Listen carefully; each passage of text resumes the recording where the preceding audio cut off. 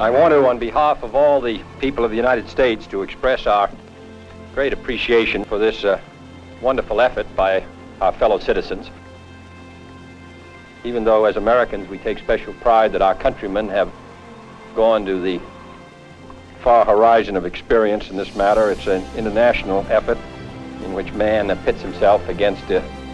his friend and enemy, nature, in demonstrating that the vigorous life still attracts Americans.